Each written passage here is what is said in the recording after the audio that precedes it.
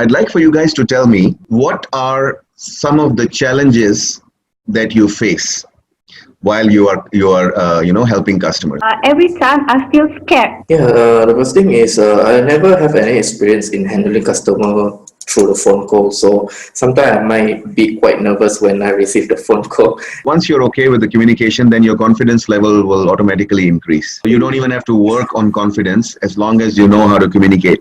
Yes. So confidence automatically. Okay, so I see what your point is. And then when you say the older people, so what you're saying is that because websites and this kind of thing, technology. So basically, when patients get angry, that's where you get a little nervous or maybe confused a little bit Yes. as to how to handle. Yes. So yeah, all right. Well, angry customers are definitely part of the game. We have no choice, but we will have them. We just need to, like I said, have the skill, just know step by step what needs to be done to calm people down.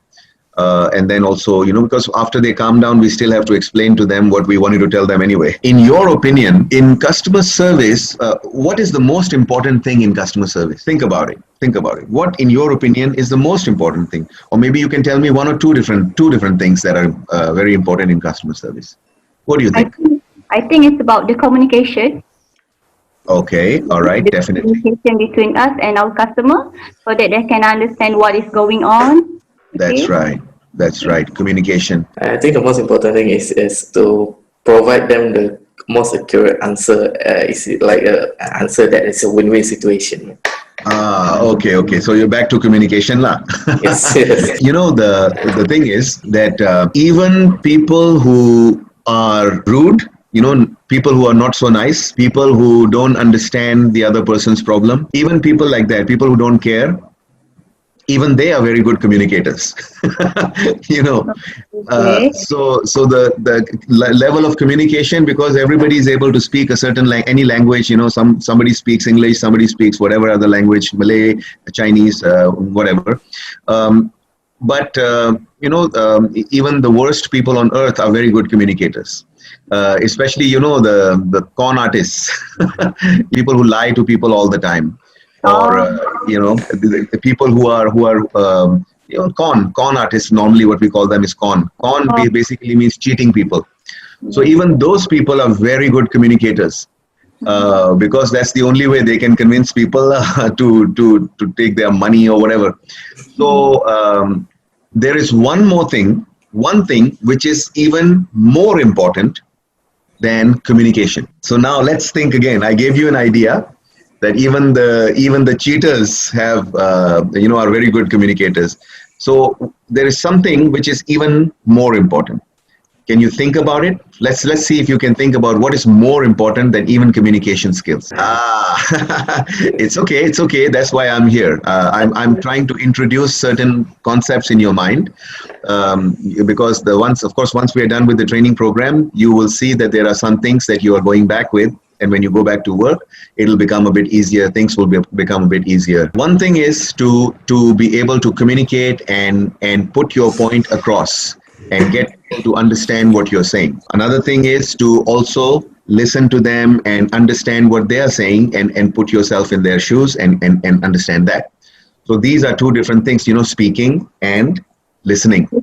However, that comes in under communication.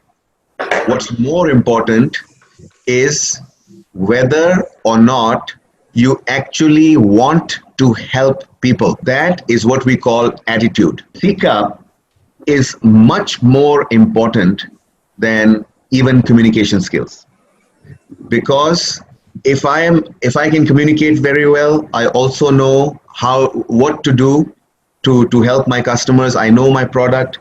If I'm in a hospital, I know exactly what our policies are. I know all of those things. So if I know those things, those go under skill. If you see there the skills there, kemahiran. However, attitude is, even if I'm very skilled, if I don't feel like helping people, if I don't really feel like it, then my skill can basically, I can say it can go to hell now because of the fact that I don't feel like helping people.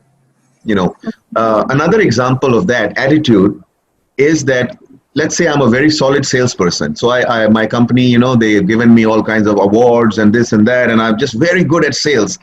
But if I don't feel like waking up in the morning and, you know, being on time and wanting, you know, to be there, and I just don't feel like dealing with people today, so isn't it true that my skill in sales is just worthless, isn't it? Yes. Yes. So ultimately, what we need to first of all develop is the attitude. So what we're going to do, if you notice on top of this slide, essentials of customer care excellence. So the word care is where your attitude comes. If you know, think about it. If you don't feel like doing anything, no matter how good you are at doing it, you won't do it, right? In this training program, we are going to constantly focus on the care aspect of service.